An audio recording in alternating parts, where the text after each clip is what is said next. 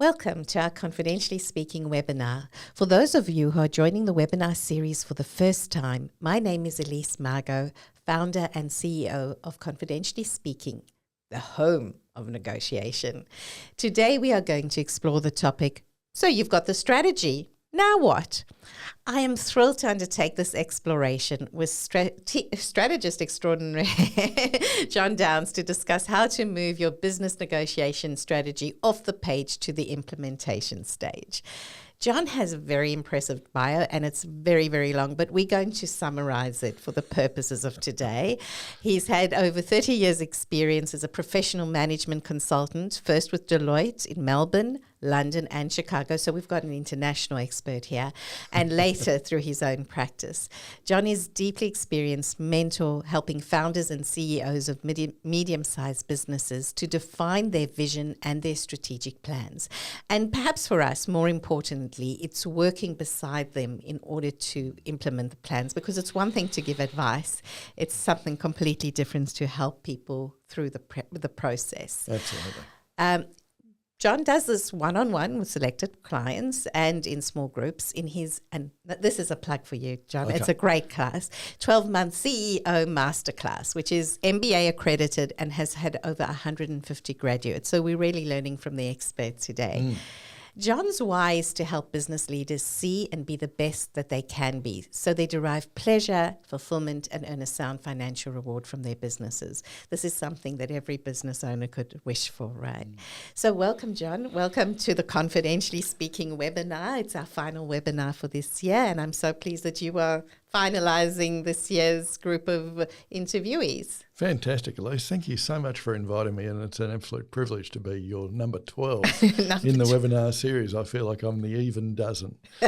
And a great even dozen. Yeah. So let's get into, I'm going to ask a few questions of you before I dive into strategic implementation. Importantly, what do you do when you're not advising businesses, going around training people, mentoring them? Do you have a life outside of that? Well, that's actually a very good question. I have two hobbies that keep me busy outside of family life. One of them is I've started up a Critical Few Actions podcast, which it was great to have you on the show a couple of weeks ago. And that's been an amazing learning curve, both on a technology perspective and from an artificial intelligence perspective. But the other thing that is a recent passion of mine, apart from salsa dancing, is scuba diving. And I've just over the last few years really come to terms with just how much biodiversity there is on our doorstep in Port Phillip Bay. And the amount of aquatic life down there is just astonishing. Who knew? So, well, I've been swimming in the bay for 55 plus years and just thought, it was a nice place to have a swim. But when you actually get underneath some of the piers and when you go and look at some of the wrecks, it's astonishing as to how much marine life there is there and how healthy Port Phillip Bay is. So that's become a real passion for me. That's fantastic. And for everybody out there, speak to John afterwards about scuba diving and where to learn to do that if you haven't started. That's great. I'm certainly no expert, I can assure you. So then I'm going to take you a little bit back 30 years. You say you've been a management consultant for 30 years. What made you become a management consultant? How did you end up doing what you do now? Well, I'll try and keep it short, but I was very fortunate when I was at university. A friend of the family had a farm in the Western District, and I got to the end of the first year of study, and the question was, particularly from my parents, was, so what are you going to do to earn some money over the holidays? Because I thought that me being left to my own devices was probably dangerous for society. And so they suggested that I go down to this farm in the Western District and do some things called hay carting, which is lifting up hay bales off the paddocks and putting them on trucks and putting them into hay sheds. Now, I learned probably as much as I wanted to really know about hay carting within about the first 8 hours. But what actually it taught me was team dynamics. we had a really interesting collection of people who were each trying to do their own thing, but they weren't particularly cohesive in what they were doing. And there was a little bit of infighting, and there was some different personalities. And I remember I was being driven back to Melbourne for 5 hours with the owner of the farm, and I had this captive audience, a poor guy, and he asked me this question about, so how do you think the team's going? And that was really my first consulting project, where I actually sort of gave him a blow-by-blow analysis of how the team was working and what wasn't, and we talked about the things that he could do. And that was really the start of the consulting career, which was understand a situation and figure out how you can improve it. That's fantastic. And then how did you segue from advising someone in a car after picking up pay to actually working for Deloitte? Well, I finished my economics and politics degree with a major in information technology, and was fortunate to join Deloitte Haskins and Sells when it was one of the big 8 accounting firms, and they put me straight into the IT computing part of the business. And then I moved into corporate finance because I could use my IT skills with these things that we had now, which were new spreadsheeting tools. And I really wanted to get involved in helping people make decisions. So I was fortunate to spend 3 years in London in the largest corporate finance team in Europe, working on very large acquisitions and disposals and so on. And then when I came back to Melbourne, I moved into the consulting business formally, and we started working on large government projects like the outsourcing of a lot of the government business processes. Then I was transferred to Chicago to help Deloitte develop its consulting methodologies. And I was fortunate to have a virtual team of over 200 people that we worked with around the world to bring the best of consulting methodology back into a centralised form. It's quite amazing what you've achieved, and now you've brought all that information and all that experience and expertise back into the smaller, medium-sized businesses. How would you describe that transition? Because the big companies with so much money in their budget where they can bring on a massive group of consultants, not to say that's always the best thing, but they can, to dealing with people who have budgetary concerns, and it's really their baby, it's their business that they're trying to build. Yeah, and I think this is sort of where it, my personality sort of took a hold of me. I worked for probably 15, maybe 20 years with large corporates and large government. And I worked with some fantastic people within Deloitte and fantastic people within the clients. But one of the things that I found frustrating was the speed of decision-making in large organisations is somewhat slow. There's lots of accountability, there's lots of committees. And they have lots of stakeholders that they have to satisfy. So that's not unreasonable. But it was frustrating for somebody like me who liked the speed of working with small clients. I'd had small clients all the time that I was with Deloitte, as well as the larger clients. And, I loved going out to see clients, learn about what they were doing, figure out what the issues were, and make a few suggestions. And what I found was if the suggestions were any good, by the time I hit the car park, they'd started doing work on them. If they hadn't started working on them by the time I hit the car park, it probably wasn't that good an idea, or I hadn't sold it to them well enough. So, I always had this passion for working with small and medium-sized businesses. And so late in my Deloitte career, I helped establish the mid-market consulting practice that just focused on middle-market clients. Now, one of the things that, to come back to your question, that transition was actually quite interesting. I think, and I say this quite often, that it probably took me a good 2 years to speak the language of medium businesses because, when you're working with multinationals and large organisations, most of your your conversations are in 3-syllable words, and you're talking about the common vernacular of the sorts of change management or process redesign discussions. And, that's something that normal people who aren't in that sort of environment don't talk about at all. And so it took me a couple of years to learn to speak English, as I say it, so that I was able to communicate effectively with medium businesses. And the reality is, working with the medium business founders and their CEOs is just such a privilege and a pure delight, because they take you into their confidence. They have conversations with you that they often can't have with anybody else. They can't have some of these conversations with their staff.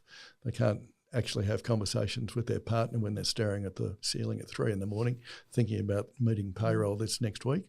They don't get intelligent conversations back from some of their peers when they're perhaps having a coffee or a drink at the pub, because everybody just wants to encourage you, as opposed to tell you that actually it really is a bit shit at the moment. Yeah. And so having somebody that they can trust and act as their confidant, but also be unafraid to tell them the way it is, and maybe that the baby's ugly, is, I find, such a privilege, and I can feel my skin at the moment just rippling at the moment, because, it's a joy to be that trusted. And so let's get to the trusted and into the strategy, because I think a lot of the time, many of us, we're doing our work, we going along, and we don't spend that much time on strategy, whether that's even negotiations. I hear that all the time. Someone says, well, we went into the negotiation, and you say, well, what was your strategy? Well, it's simple. We were just going to ask what we wanted, or no real discussion. So let's play that back. So we're working with the business. We now need to think about strategy. The first step is obviously preparation. And this discussion isn't a lot on preparation, but I think we need to start discussing preparation that would work, so that when you come to implementing it, it actually makes sense. So talk to us about preparing appropriately your strategy prior to even implementation. Yeah, look, and this is such an important point, because when I work with medium businesses, successful medium businesses, and, in our first conversation we talk about, do you have a vision and a strategy? And invariably the answer is yes, of course we do. I know exactly where I'm going. And I think I know how I'm going to get there. But it's in their head.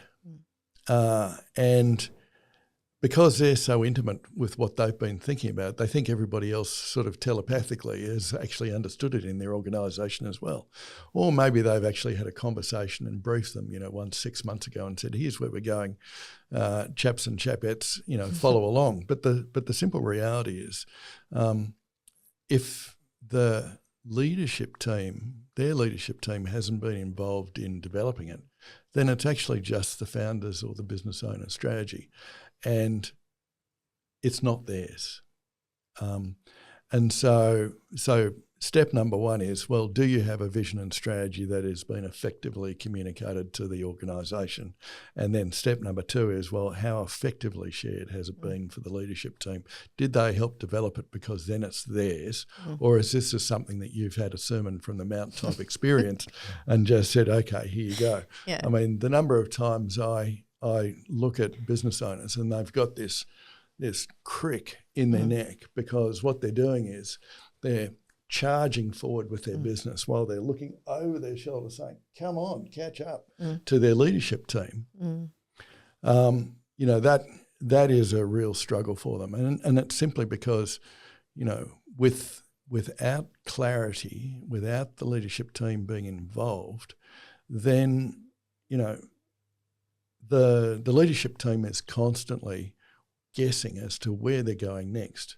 And this is a daily basis, not just a once every 6 months sort of thing. So, I think about Phoebe, who was a client I was working with just the other day. And And she's got a strategic plan, and she's documented it, and that's good. But it's been sitting on the shelf for 3 years. She's charging ahead. She talks about it with her leadership team, every 3, 6 or 9 months when it sort of comes up. But each of her departmental leads are sort of heading off in their own direction, doing their best. I mean, that's the reality. Everybody comes to work wanting to do a decent job. But are they aligned? No. And that alignment is so crucial. A different client that I've worked with on and off over the years, Aaron, he's got 3 businesses. They, one's in services, one's in maintenance, and one's in products. And he's trying to run all 3 of them simultaneously, and he has leadership teams with all 3 of the general managers of those. But all the ideas are actually in his head, and they're constantly frustrated trying to figure out, okay, what's the vision for this week? Yeah. And it's pretty hard to follow a leader, no matter how much you love him, if you're not sure where he's going. And I guess if you're not the one doing all the work all the time, maybe you don't have your eyes on the ground of what might or might not work, or your team might actually have seen things in their jobs, what they're doing day to day, which could inform a strategy that makes more sense for the business. Because if you're going from the top down, you don't always see where you're heading. Yeah, and that's so true. I mean, there's 2 parts to it, I think, about actually having people involved, other people apart from yourself involved. One is, it's not until we start to talk and vocalise our thoughts that, well, we can communicate, but more important than that we actually activate the problem-solving centre of the brain.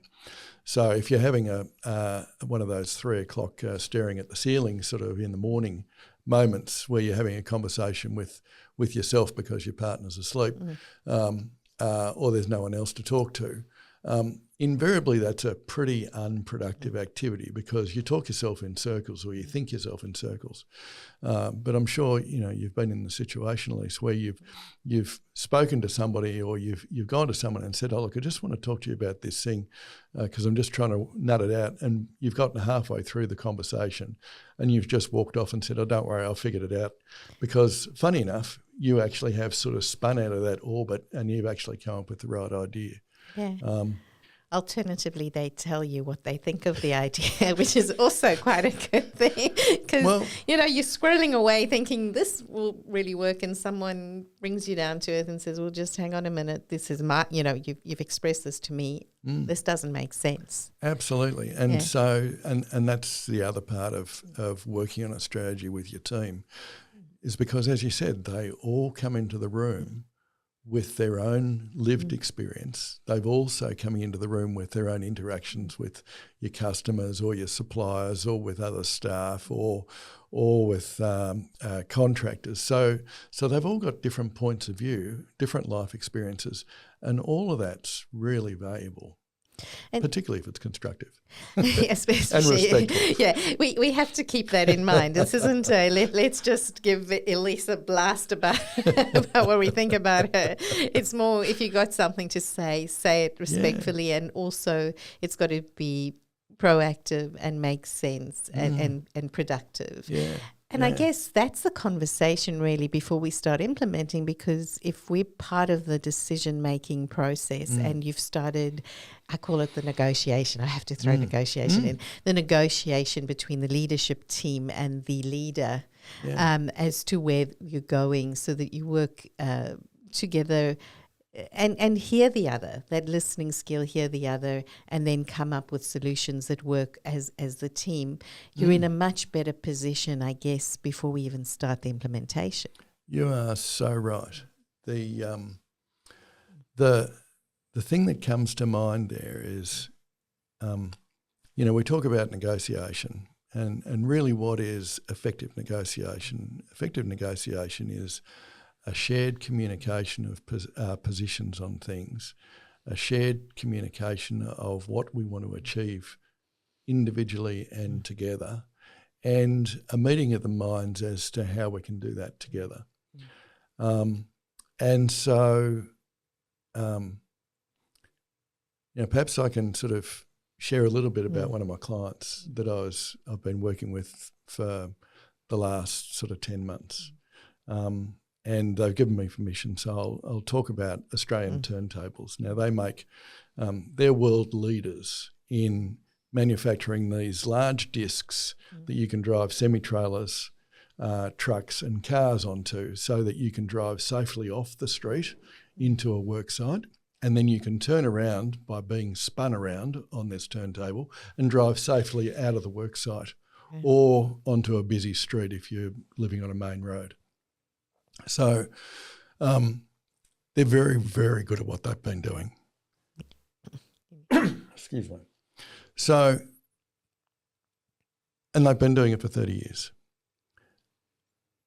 I was asked to help them with developing their strategic plan, but more importantly with actually just growing their business. The strategic plan wasn't the question they asked for. What they said was, how do we grow our business? And so I see them as just one example of really good, if not best practice in strategy development and implementation. So if you like, I'll just share you a bit about their journey, because it really talks to this issue of negotiation, because what they've done really well is stakeholder engagement, stakeholder communication, and so on. So the way it works is we started off this process looking at, okay, so how are we going to develop this strategic plan? And what we decided to do was to run their full senior leadership team through my CEO masterclass in strategic planning and implementation. But the first thing that we did was we actually went before the board and we sought their guidance as to what did the directors and the shareholders really want from the business over the next 5 years. And that wasn't to set the strategy, it was to actually get some guidance around what were the sorts of factors that they were looking for. What did they want to be able to look at as a successful business in the future? If we were celebrating in 5 years' time, what would we be celebrating? And becoming a great business, not great necessarily as in a $150 million multinational, but if you think about the book Good to Great, then we wanted to become a great business, not just a good business. And there were some other factors that we looked at. And then we took that feedback or that input to the senior leadership team.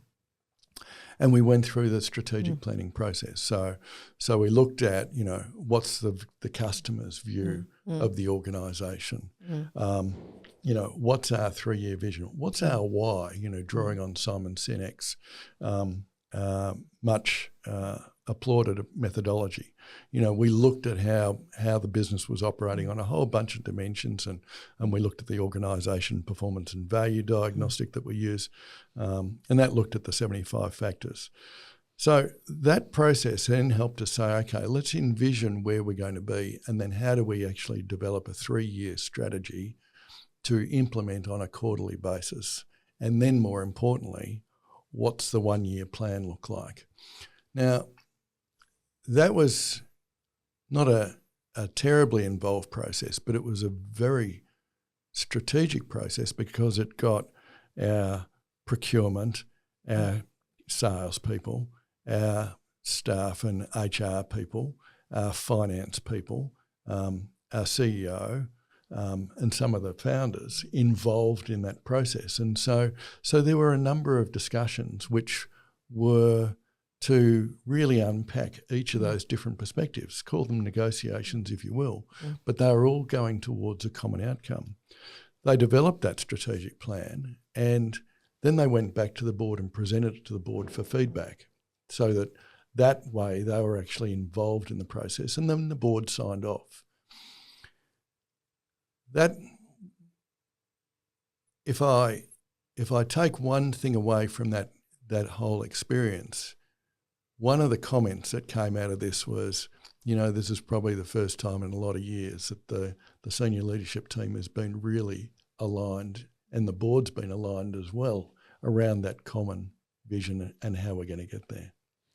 So that was the starting point. And I think what's really interesting is, that's everybody's involved in coming up with a plan.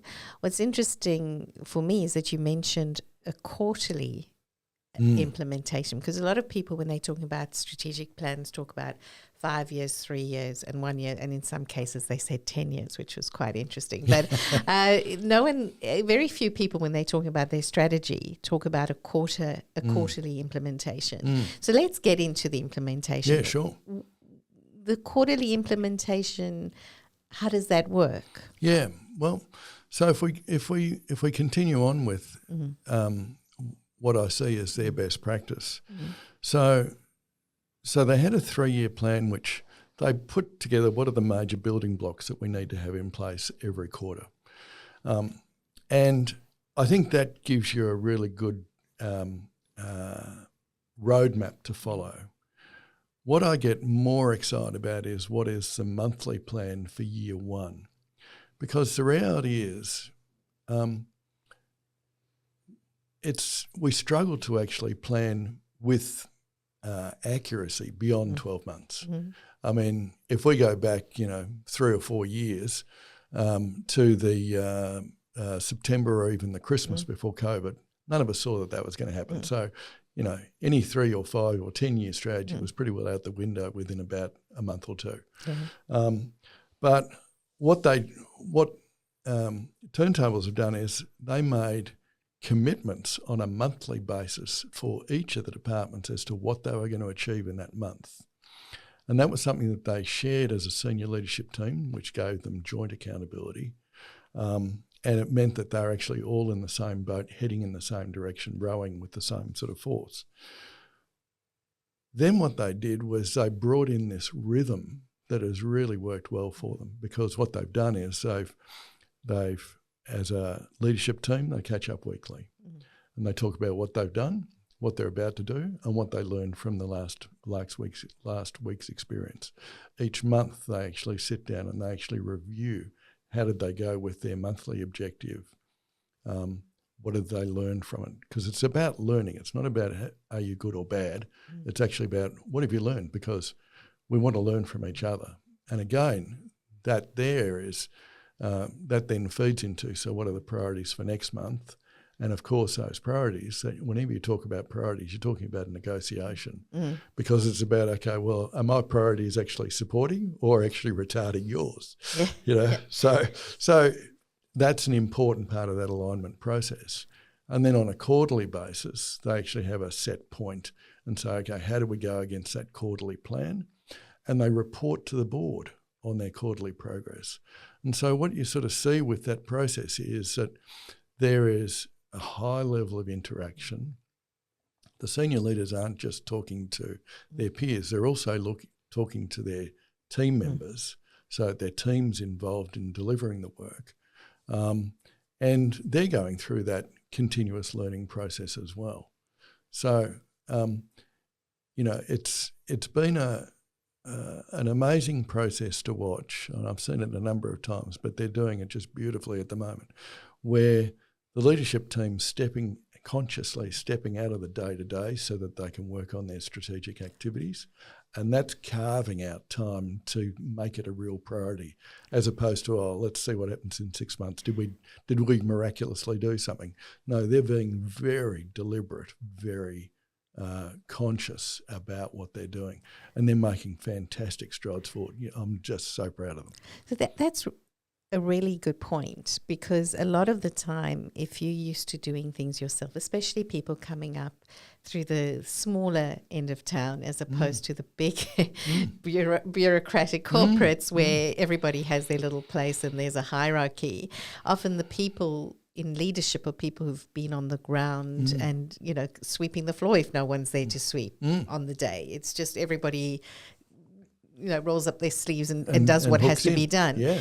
How do you transition from that kind of person, not everyone's like that, but that kind of person, to suddenly saying, I'm taking some time off and I'm going to let you do that and I'm going to think big picture, Sky? What tips would you have to someone to get themselves into. I'm pulling myself out in from the minutiae and moving into big picture. Yeah, look, I think it really comes down to permission. So what I mean by that is, there's, out of the last 100 clients that I've worked with, probably 5 of the founders have had some sort of formal business training. That means 95% of them haven't had the luxury that you and I have had of legal or business training. Now that's not for a minute saying that they're uneducated, but their education will be in different fields. They might be specialists in microbiology, they might be specialists in electrics or mechatronics or whatever. So they're largely self-taught on how to be a business person. And they may have learned from some of the employers that they've had in the past, or they may have just dreamed it all up on their way. And so, they're deeply and passionately involved in the survival of running a business and trying to help it to thrive. So that comes back to they need to give themselves permission to step back from the business and look at it as an impartial person. And for them, it really comes down to recognising that what necessarily got them to where they are now may not be what's going to take to get them to the future. So they often don't feel that they have the luxury of time, but they actually have to create it. And that's a big deal. That's a huge deal, finding the time and believing that. I suppose it's like with anything, it's saying investing in this. It's almost an investment in time to do this work, whereas we think, well, I've got to just get everything out that's going to bring the revenue in. Which is really just dealing with the important, the urgent, which may or may not be the important. Taking this time out, and particularly taking the time out to work with your leadership team on where we're actually going to take the business to in the future and how we're going to get there. I'm not sure that there's anything more important, frankly, but we still have to keep the cogs turning. We still have to keep satisfying our customers. But this is an and as opposed to an or, unfortunately. Unless we carve out the time, and I have the same issue with myself, I run a busy practice, but I also have to consciously take time out to look at how I'm progressing towards my vision and my strategy. That's so true. I just saw that we have a question, and please, everybody, feel free to put questions in the chat. We want to have you participate in the webinar. Someone has said, in small, medium businesses, the founder owner has all the power. How do you convince them to change if you disagree with the strategy or the implementation? So you're sitting on the senior leadership team, and boy, I've seen this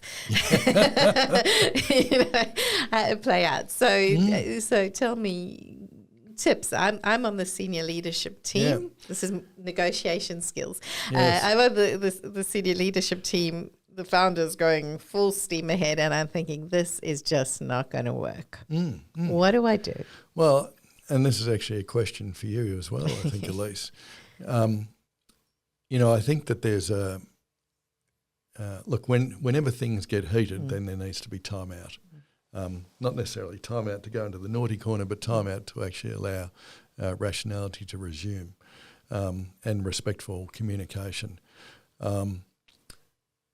If you're on a senior leadership team and the CEO is heading off in a random direction, then the question is, has there been effective communication? Has there been a mutual exchange of views, and has there been a respectful and curious inviting of perspectives? So there may be a process problem. If you're going into a strategic planning process and the starting point is that the founder says, here's where we're going and here's how we're getting there, you're not going into a strategic planning process. You're just being told what the answer is.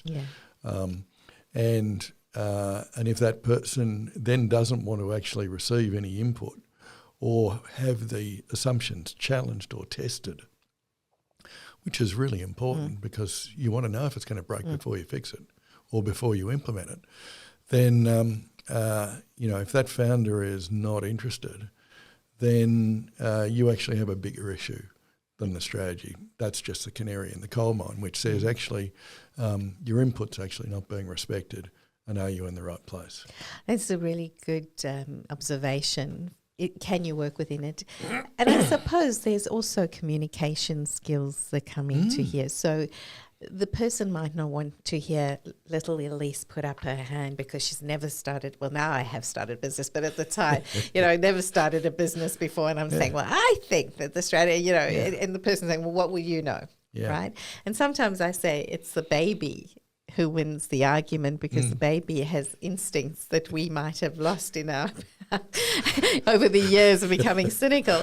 But how do I communicate it? So it might be not me saying, this is what I think about the strategy and this is what I want to implement, but it's perhaps turning the conversation, saying, that's really interesting. Can I ask some questions because I don't know how this will work and it's me not understanding you.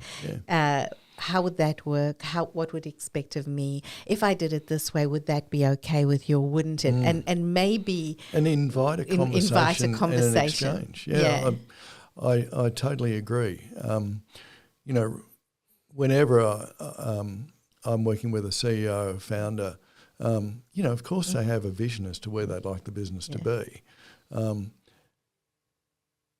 When we go through the process with their senior leadership team, that we're going through it for a couple of reasons. One is we want to test out whether the idea is a good one in the first place. Secondly, we want to actually capitalise on the fact that they've got experiences that we don't have. And they may have insights into the market that we don't have. And they may have thought processes that challenge our pre-existing norms that we don't have. And if we think that we have all the answers, then frankly we're deluded. So when we go into a strategic planning process, we basically say, look, we're all equal in this room. And we set the ground rules so that we can actually have a constructive, collaborative, fair exchange of ideas. And yes, there'll be things that we might have to put into a parking lot to come back to.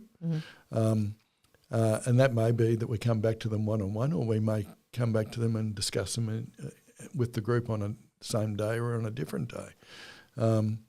But at the end of the day, if you're going to develop your business, having a completely closed mindset is not going to be a recipe for success. And of course, the other thing to think about is, if you've got a senior leadership team who are going to help you implement your strategy, you have to ask yourself the question, why have I got a senior leadership team? Partly because they might have skills that we don't have, but partly because I can't do it by myself. So if you're going to have a team being effective in helping you work together, you have to engage them in that process, and that's a conscious decision. So just as we have the permission to actually take time out to work on our strategy, we also need to make a conscious decision that we're not the only person in the room that has all the ideas. And so it's basically both sides, the founder and the CEO, having the respect, not only themselves, but of the people they work with to bring them along. And it's the people they work with having and showing respect for the CEO, but valuing where they're working and trying to take it to the next step together. So it's actually teamwork, which is great. Yeah. Humility is a wonderful thing. So what happens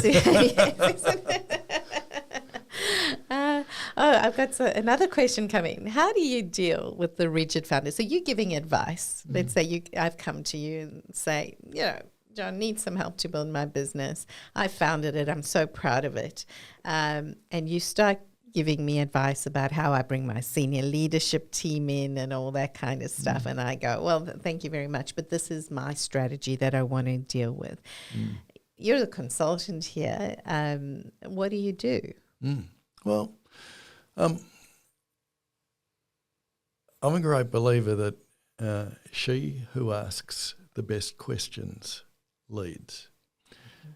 Many of my CEOs have heard me say that 100 times, but she who asks the best questions leads. So if I'm dealing with or working with a CEO or a founder and they have the answer,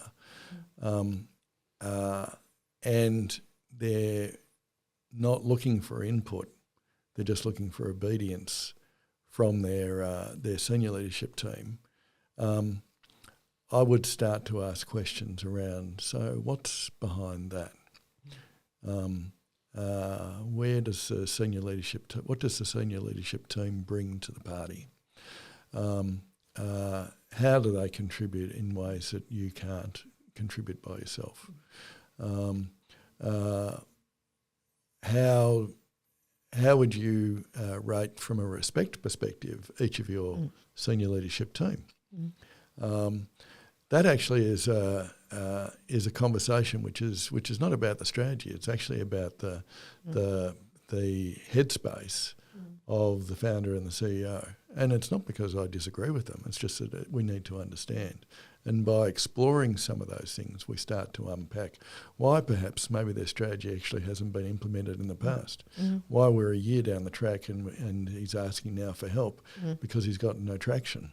And I guess there are certain personalities, and I know one or two, who no matter what you do, no matter how you work with them, they're not going to change. They have their view and they're going to continue. And so basically that's the time when you say, okay, I can only take this so far. Can I say this? And then I write a CYA letter. Does anyone know? It's called Cover Your Ass. Saying this is what we've discussed, this is where you're at, and this is what we can do, because at the end of the day, if people don't want to move, if they are frigid, there's not much you can do. And as you kind of suggested, if you're in an environment where that's there and there's going to be no change, you've got to then think, is this a place I want to work in? Well, that's exactly right. And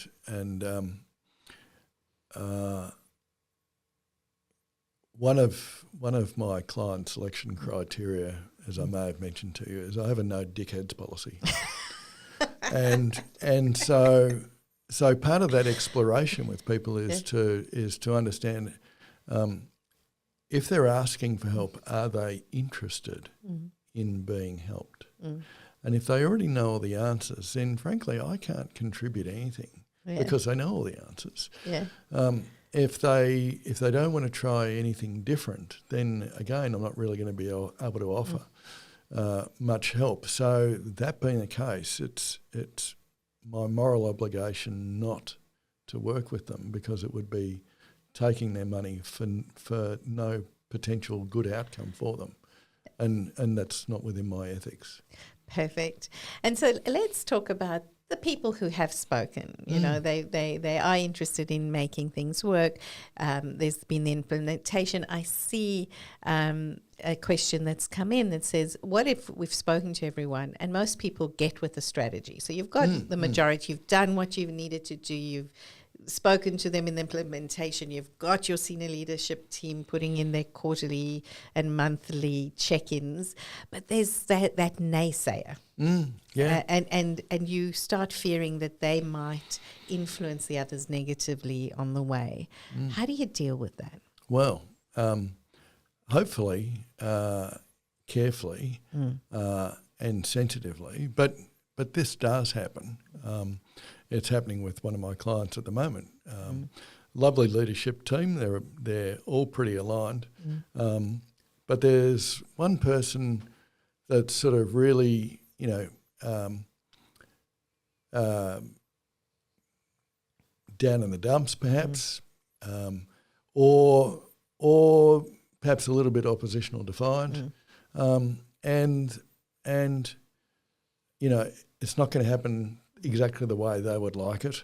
They might have a different perspective, and yes, we're all heading in the right direction, but my priorities are different to everybody else's, and I really want them to sort of follow on with me because I heard a good idea this week. And so we're going to get different personalities in any team. It's up to them and us to work with the team. Work with all of the members of the team to see if we can negotiate a fair exchange of views and a fair exchange of priorities.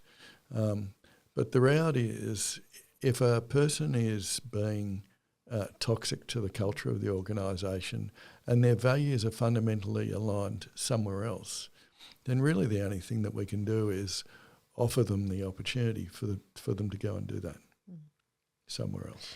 And you've got to, you can't always We hold can't the bad force apples. people Yeah. to change their personality. Yeah.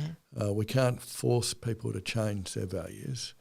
And if they're really unhappy with where things are at, and we're making good progress and heading in the right direction, and they just don't want to be on the bus, then the best thing we can do is pause the bus and let them off. Great advice. And that's really so that they can be happy in their future careers. You know, the worst possible situation is someone stays in an environment where they're really unhappy. And in fact, I've seen It's this unhelpful. play out, you know, where I bet. a few people have said to me, they said it took me 2 years to recover from the toxic culture I was in.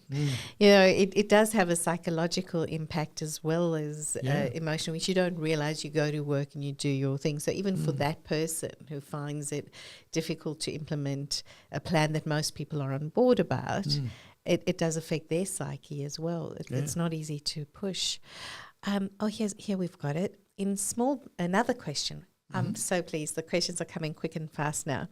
In small, medium businesses, there's often family members and, you know, we can't kick them out. They're a member of the family now. Yeah. How do we deal with the different views on strategy amongst family members? Now we're going into almost, I call it succession planning discussions, but let's go into the family. Well, aren't families fabulous? We'll get a T-shirt for you. Families are fabulous. Families are fabulous. You know, the only family that is going through life without any problems at all is the one that you actually just don't know well enough. So that's my starting position because, you know, frankly, we're all human. And if there's a collection of brothers and sisters, as I know you know, Elise, you know, depending on where you are in the progression from oldest to youngest and whether or not you're a middle child or senior or whatever, you know, we all have different personality traits and we also have different dynamics between mum and dad and each of the individual children. Yes, they're all loved equally, but they interact with each other very differently and each of the siblings will have differences. So that sounds like, you know, family dynamics are fairly complicated. So let's just throw a bit more complexity in there and then say, okay, so some of those family members also have spouses or significant others.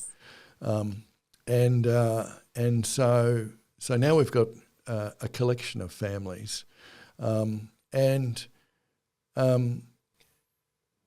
different spouses and significant others have a different lived experience, but they're also living with their chosen partner who goes off to work each day and, you know, they may be supportive or they may be angry because, you know, I married this person and I haven't seen them for the last 10 years of my relationship because they've been working 90 hours a week in this damn business. So, you know, there can be some resentment built up or there can be some resentment brought home. So, you know, when you're dealing with family members, both in the business but also outside the business, you know, we have to take quite an individual approach and recognise that there are challenges and accept that there are challenges that family members may not get on. And actually that's life. And we won't necessarily be able to solve the problem about who stole their favourite toy dinosaur when they were 6 years of age, which has been festering for the last 40. That's our reality. But again, I come back to that point of, okay, if we cannot have reasonable, respectful, curious conversations, which are negotiations, to get a mutually agreeable and acceptable outcome, then maybe forcing a family member to stay in the business because they have to or they feel that they're obligated to is cruel. And that's, where I come in. Let me push mediation and dispute resolution. Absolutely. One of the things we do is actually, you can only have a conversation if you talk about strategy, a business kind of conversation. So there might need to be a conversation about where everybody sits in the business. Absolutely. And part of that is the mediation techniques that we bring on board, where we help families uncover what their ask is and what they want generally for the business. Yeah. Because when there is that, I'll use the word toxicity between the families, to then try and have an objective discussion about strategy becomes quite almost impossible. And you've got to unpack that before you can then delve deeply into it. And so I found the mediation process, even though if it's not a formal mediation where we bring the parties together and the mediator who is an independent facilitator who doesn't care, I always say, I don't care what the result is, but they help the parties talk to each other and uncover what really the issues are around working together and then put in play a working together relationship, because only once you've done that, and as you said, might be someone moves out of the business or we work out who's working, or we sell the business, which could be that as well. But until we've worked that out, to then have a serious strategy discussion could be almost impossible. Well, it can be, and you've seen this so many times, I'm sure. I mean, the reality is there's a number of dynamics in play, and we need to recognise that we actually have roles as siblings and parents and children, which are different from our leadership roles as senior members of a leadership team, as well as our fiduciary responsibilities as potentially as directors of the business, and also as employees, employed for our skills. And so, it's very difficult to get people to sort of see that there are certain conversations they shouldn't be having in the workplace, in the tea room, which actually should be being had in the boardroom, which are different conversations that should be being had around the family dining table in a formal meeting of the family to look at their investment in this business. So people don't see that there is those 3 or 4 different roles and different things that they should be responsible for. Quite often I do see, and it's always unfortunate, that a couple might be running the business and their domestic life is being played out before the rest of the staff members. And frankly, the staff are thinking, geez, mum and dad are fighting again. I had one case and that's where not pleasant. It wasn't just mum and and it's dad. not dignified. No, I once had a thing with mum and dad. Never mind mum and dad. The mistress was in there as well. Well, and whether it's the mistress or whether it's two or three brothers, in the business, they're all trying to actually figure out how they can do the best for their family. Yeah. If they all think that they're going to do the best for their family, but they're all doing it as they have done for the previous 20 years in completely different directions, that's a recipe for an exciting experience. It's crazy. It's crazy. And so without plugging you, Elise, this is exactly the sort of situation where it's really helpful to bring in an external mediator who doesn't have a vested interest in any particular individual in the room. Their vested interest is to come to a collective outcome. So it's not about the strategy. It's about actually helping develop the skills where they can have meaningful conversations that are respectful, to actively hear as opposed to talk over the other party, and actually come to an outcome that they can actually all live with. Yep. Exactly. And that's it. We're almost running out of time, but there is one more question that's coming. What would you do if halfway through the implementation you realise that you've got something's wrong? So you thought it was a great strategy, but now in the play out it's not working. Yeah. How do you pivot? What do you do? What do you do? Yeah, well, Fortunately, we all had some pretty good practice of that, and that was called COVID. I mean, that's where we all decided that pivot had to be in every other sentence or conversation. But yes, our vision and our strategy is our best guess at any point in time. And so on that monthly, on that quarterly, on that half-yearly review process, we're looking to see, okay, how are we progressing on our journey towards this vision? Is it the right thing? What have we learned from our lived experience of the last 3, 6, 9, 12 months, right? If the answer is, well, I don't know, there's been a change in the political environment in a large superpower, and all of a sudden our revenue from America has dried up with tariffs, or we've seen that there is constraints on accessing rare earths from somewhere else, or we're actually facing diabolical drought conditions.